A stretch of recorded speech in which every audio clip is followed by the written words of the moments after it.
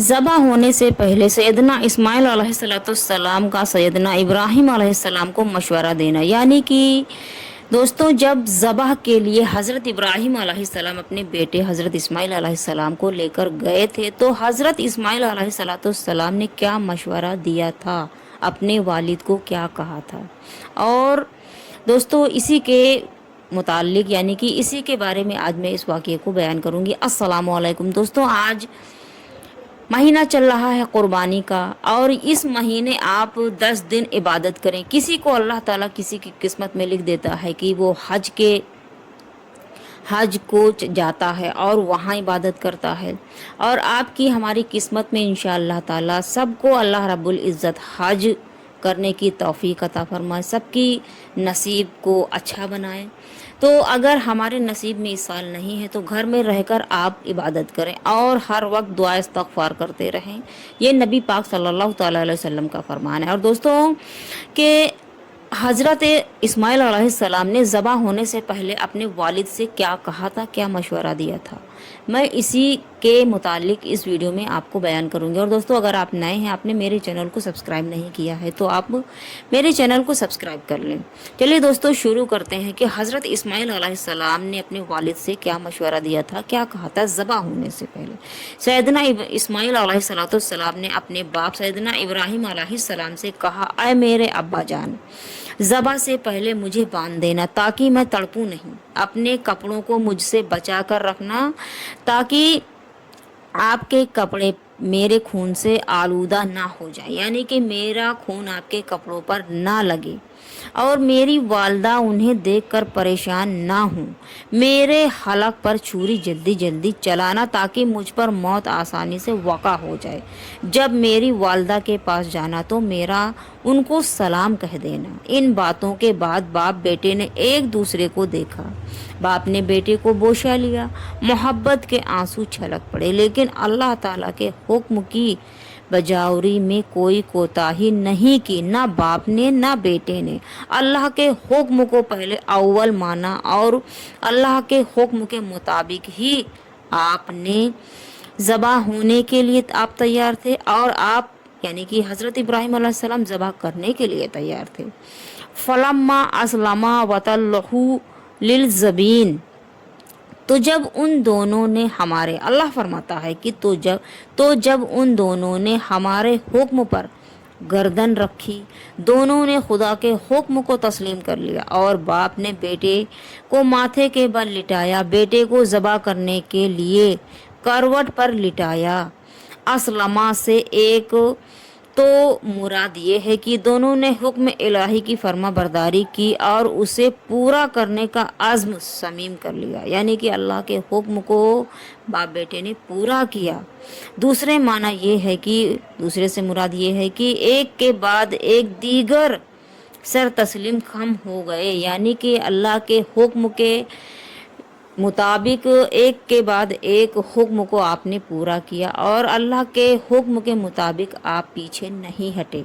वतल्लहु लिल ज़बीन से मुराद है कि वालिद ने बेटे को माथे के बल लिटा दिया ताकि उन्हें गुद्दी की तरफ से ज़बह करें और ज़बह के वक्त बेटे की हालात को देख ना पाएं। सोचिए कि एक बाप अपने बेटे को, वो भी उस बेटे को जो कि कितनी मुद्दत और कितनी मुराद के बाद में अल्लाह ताला ने बख्शा था हज़रत इब्राहिम अलैहिस्सलाम को, और वो इतने अजीज़ थे हज़रत इब्राहिम अलैहिस्सलाम को कि बयान करना नामुमकिन है मेरे लिए।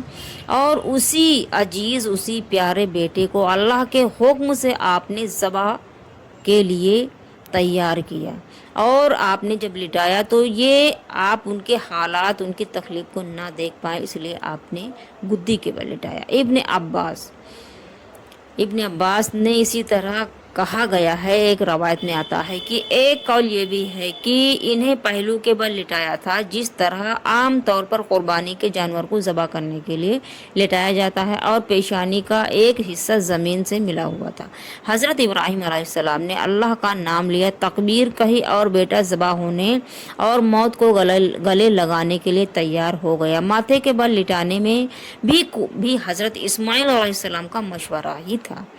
کہ کہیں آپ محبت پردی کی وجہ سے چھری چلانے میں معمولی سی کوتاہی نہ کر دیں، کیونکہ آپ باپ ہیں اور آپ بیٹے ہیں، اور ایک بیٹے کو ذبح کرنا کوئی معمولی بات نہیں ہے۔ آج کے دور میں کوئی یہ نہیں کر سکتا ہے، اور حضرت ابراہیم علیہ السلام نے اپنے لختے جگر کو اللہ کے حکم سے ذبح کرنے کے لیے لٹایا، تو حضرت اسماعیل علیہ السلام کا ہی مشورہ تھا کہ آپ مجھے اس طرح سے لٹائیں تاکہ آپ کو چھری چلانے میں، میری محبت میں آپ کوئی کوتاہی نہ کر دیں اللہ کے حکم کے لیے۔ سیدنا اسماعیل علیہ السلام نے وصیت کی کہ انہیں اسی طرح لٹایا جائے کہ چہرہ سامنے نہ رہے، جس سے پیار و شفقت کا جذبہ امر الہی پر غالب آنے کا امکان نہ رہے، یعنی کہ آپ میرا چہرہ نہیں دیکھیں گے تو اللہ کے حکم کو اچھی طرح سے پورا کریں گے۔ چھری چلانے سے پہلے حضرت اسماعیل ذبیح اللہ علیہ السلام نے اپنے والد سیدنا ابراہیم علیہ السلام سے کہا کہ میری 3 باتیں قبول فرمائیں، اور وہ باتیں کون سی ہیں کہ سب سے پہلے میرے ہاتھ پاؤں رسی سے باندھ دے تاکہ تڑپنے سے خون کا کوئی چھینٹا آپ کے لباس پر نہ پڑے۔ دوسرا یہ ہے کہ اپنی آنکھوں پر پٹی باندھ لیں، آپ کہیں ایسا نہ ہو کہ ہاتھ میری محبت کی وجہ سے رک جائے، اللہ سمجھ۔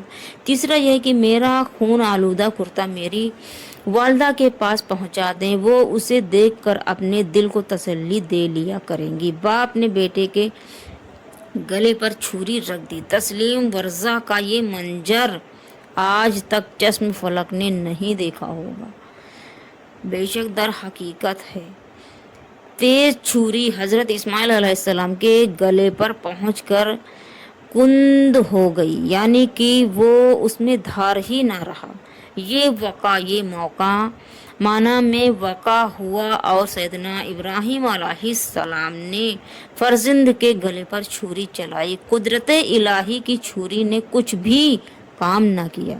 دوسری مرتبہ ایسا ہی ہوا کہ حضرت ابراہیم علیہ السلام نے اسے ایک پتھر پر مارا۔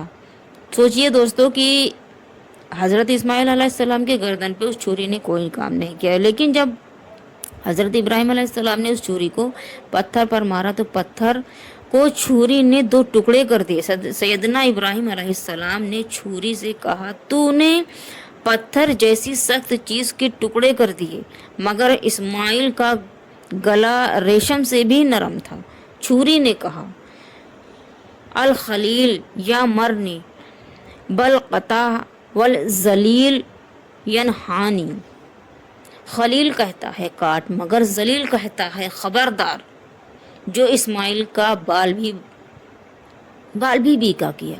جب خلیل خود ذلیل کا حکم مان کر لٹانے بیٹھا ہے تو میں کیسے انکار کر سکتی ہوں، یعنی کہ جب اللہ کا حکم ہے تو میں کیسے انکار کر سکتی ہوں۔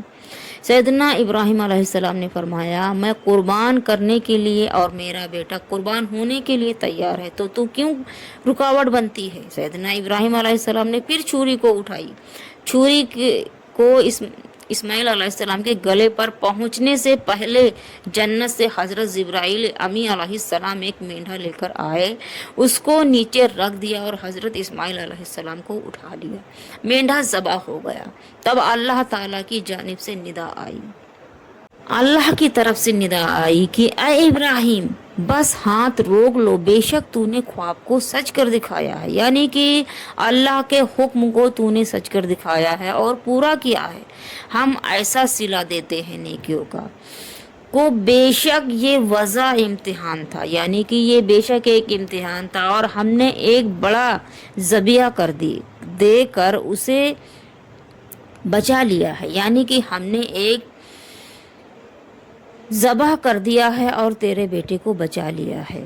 ہم نے پھولوں میں اس کی تعریف باقی رکھی ہے۔ یہ ہے اسلام کی ساری تعلیم کا خلاصہ، اپنے آپ کو، اپنی ہر چیز کو اپنے مالک حقیقی کی رضا کے لیے قربان کر دینا۔ یہ ایک اللہ کے رسول اور اللہ کے نبی کا ایمان تھا اپنے رب کے لیے۔ सैयदना इब्राहिम अलैहिस्सलाम की कुर्बानी अल्लाह ताला ने कबूल फरमा ली और उसे यादगार के तौर पर क़यामत तक बाकी रखा। अब हर साल ईद उल जुहा के मौके पर इस याद को ताज़ा किया जाता है। यानी कि दोस्तों, अल्लाह ताला अपने नेक बंदों को आजमाइश में मुब्तला करता है। उस आजमाइश में उनकी इस्तकामत, उनका ज़ब्त और सब्र उनके तकरीब और उनके दर्जात की बुलंदी का सबब बनता है।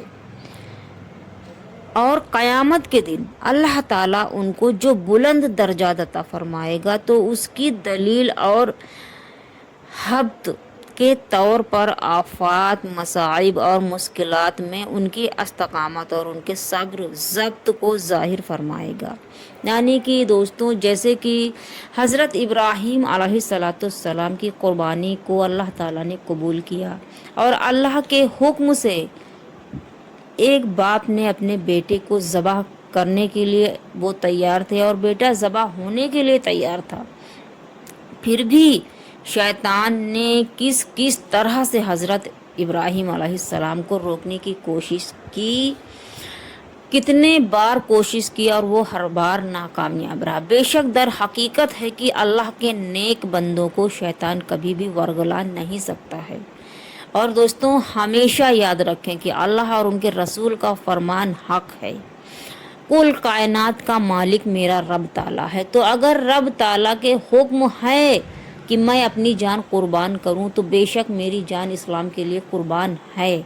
क्योंकि अगर मैं अल्लाह के नाम पर मरूंगी, मुझे मौत आएगी, तो उस मौत से हसीन और खुशनसीबी मेरे लिए कुछ नहीं होगी। क्योंकि अल्लाह के नाम पर और उनके रसूल के लिए जो मोहब्बत में उनकी मौत खुद को आएगी ना, तो वो शहादत की मौत होगी। और एक मुसलमान को शहादत क्या ही बेहतरीन तोहफ़ा है अल्लाह की तरफ से कि कोई सवाल जवाब नहीं होना, सीधा जन्नत मिलेगी। और मैं यही दुआ करूँगी कि अल्लाह ताला हम सब को नेक रास्ते पर चलने की तौफीक अता फरमाए और जो भी इम्तिहान अगर अल्लाह ताला हमसे लेना चाहता है हमको उसमें कामयाबी अता फरमाए। और दोस्तों, अगर आपको ये मेरी वीडियो पसंद आई हो तो आप मेरे चैनल को सब्सक्राइब कर लें, मेरी वीडियोस को लाइक शेयर एंड कमेंट्स करें। और अगर आप कोई कमेंट्स में सवाल करना चाहते हैं इस वीडियो के रिलेटिव तो आप कर सकते हैं, पूछ सकते हैं, उसका जवाब इंशाअल्लाह आपको ज़रूर मिलेगा।